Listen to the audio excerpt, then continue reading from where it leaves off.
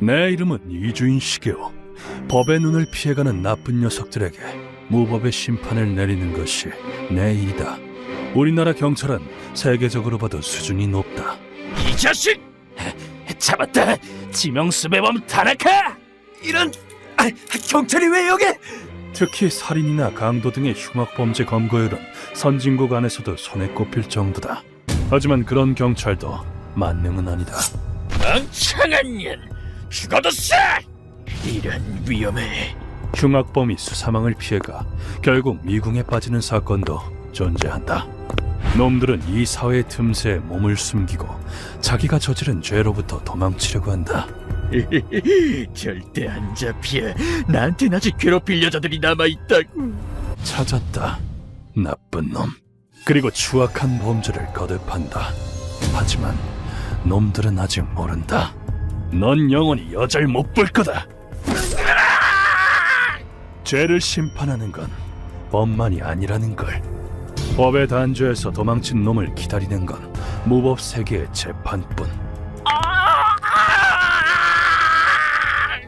어깨가 빠졌나? 어둠 속에서 실컷 괴로워해라. 네가 받을 벌은 이게 다가 아니야. 피해자의 억울함을 풀기 위해 악을 벌한다. 그것이 고문 소믈리의 사명. 이런 나에게 오늘도 다 풀지 못한 원한을 가진 사람이 찾아왔다. 앉으시죠.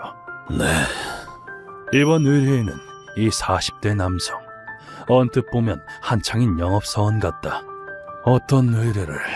저희 아내와 아이를 죽인 놈한테 걸맞는 복수를 해주셨으면 합니다. 그러나 얼굴에 깔린 음침한 인상과 사리에 불타는 눈이 그 모든 분위기를 바꾸고 있다. 사건의 발단은 지금으로부터 10년 전. 몸 조심하고 있어. 당신도 여자 조심하고. 뭐야, 걱정 마. 농담이야. 그에게는 젊은 나이에 결혼해서 임신한 아내가 있었다. 사랑한 아내를 위해, 그리고 태어날 아이를 위해.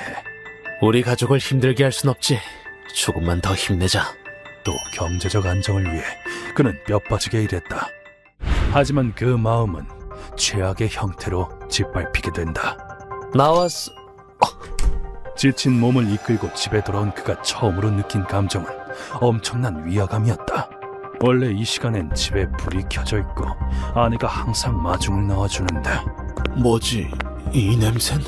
게다가 현관까지 풍기는 쇠 냄새. 형언할 수 없을 정도로 비린 냄새였다. 불안해진 의뢰인은 피곤함도 있고 방 안으로 뛰어들어갔다. 여보, 괜찮아? 그러나 그를 기다리고 있던 것은 지옥과도 같은 풍경이었다. 아침까지 행복을 나눴던 거실은 피범벅이 되어 있었다. 그리고 그곳에 배를 찔린 아내의 모습이 보였다. 의뢰인은 눈앞의 광경에 통곡했다. 눈 좀 떠봐! 제발! 죽지 마! 하지만 그때 이미 아내와 아이는 이 세상 사람이 아니었다. 이 사건은 엽기 살인 사건으로 곧바로 경찰이 수사에 나섰다. 아직 범인은 못 잡았나요? 네, 정말 죄송합니다. 그럼에도 유류품과 목격자가 없다는 이유로 수사에 진전이 없었다. 그는 그저 범인이 체포되기만을 기다렸다. 대체 언제가 돼야 범인을 잡을 수 있다는 겁니까? 죄송합니다. 조금만 더 시간을 주세요. 그러나 10년이 지나도 범인은 잡히지 않았다. 대체 왜 아내를 죽인 살인자가 뻔뻔하게 살아있는 거냐고. 범인은 대상을 무차별로 골라 살해하는 것 같다고 한다. 즉, 피해자인 아내와는 아무런 관계가 없었던 것이다. 경찰이 필사적으로 범인을 쫓고 있다는 건 의뢰인도 알고 있다. 경찰이 못 찾겠다면 내가 찾아주지. 아내랑 아이의 원한을 갚아주겠어.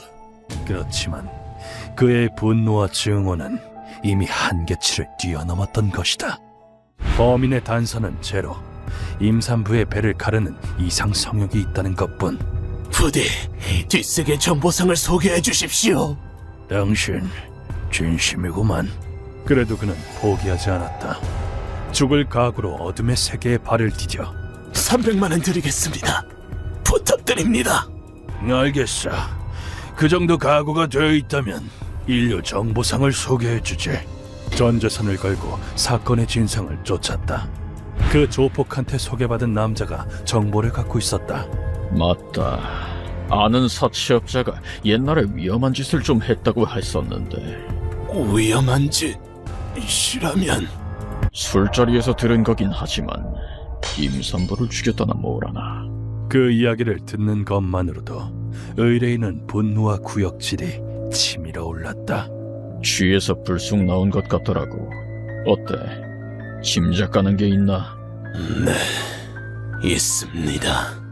10년 동안 그림자조차 찾을 수 없었던 가죽의 원수. 드디어 한 줄기 빛이 보였다. 그리고 뒷세계 정보상을 만나 다 알아놨어. K동에서 사채업을 하고 있는 무카이 고로. 놈은 범죄자야. 무카이, 그놈이 우리 가족을... 범인이 사채업 사장이라는 것을 알게 됐다. 무카이는 업계에서 더러운 방법과 온갖 뒷공작으로 부자가 되었다고 소문이 나 있었다. 어이 아저씨, 모자라잖아. 새우잡이배 타고 싶어? 아? 죄송합니다. 다음 주까지 꼭.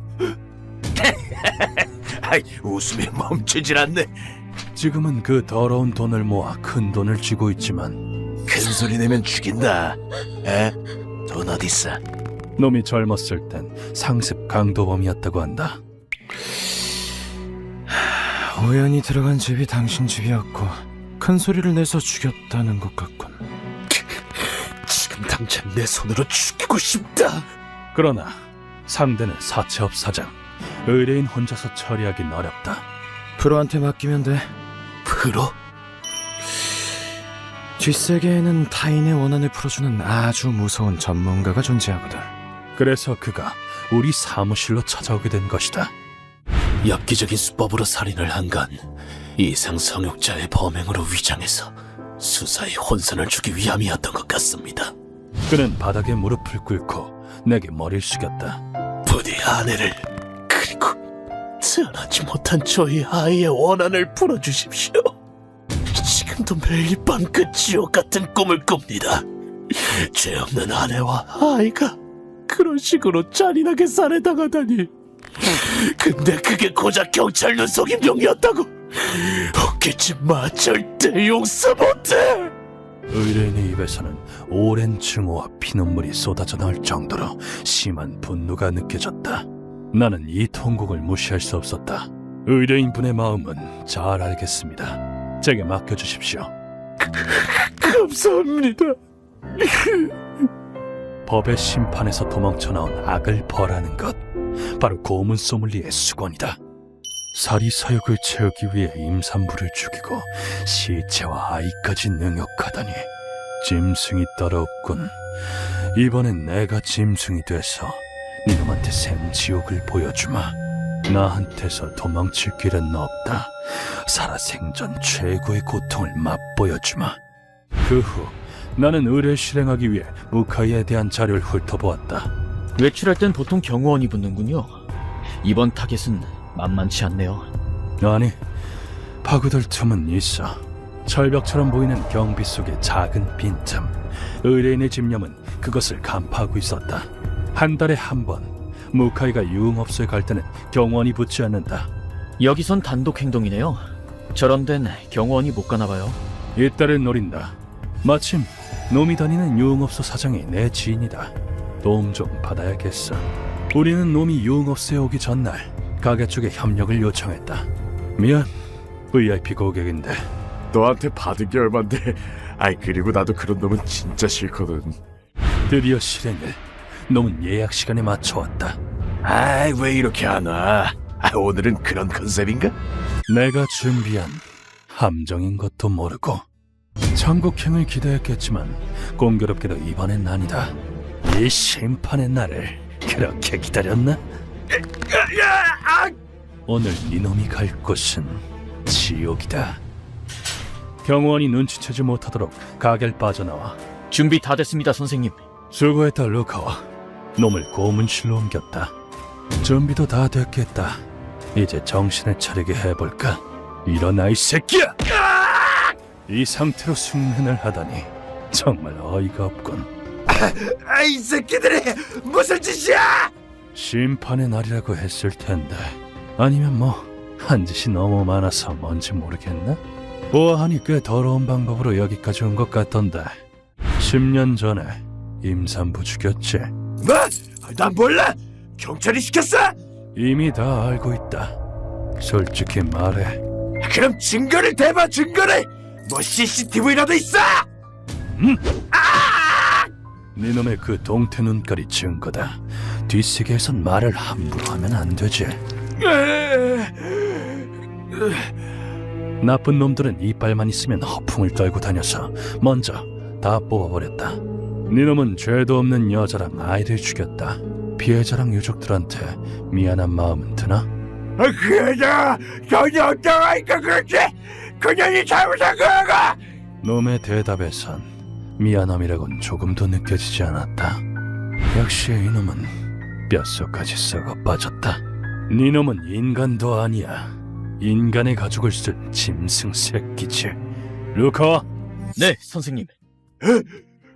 거기 그렇다면 짐승 새끼한테 어울리는 벌을 주마. 나는 도끼를 받아들고 망설임 없이 놈의 어깨 부근에 내려쳤다. 손에 무거운 충격이 느껴짐과 동시에 놈의 팔이 떨어져 나갔다.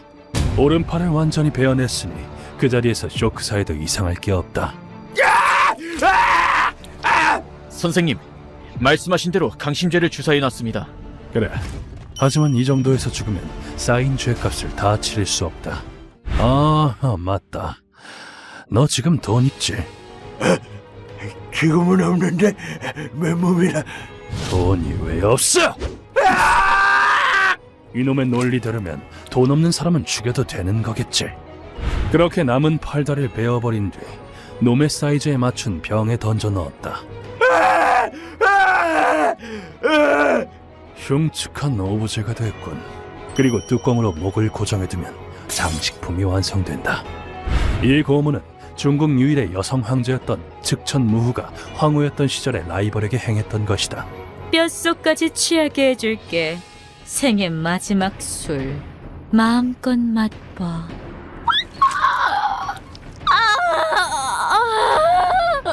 이 고문을 받은 여자는 울부짖으며 목숨을 거뒀다고 한다.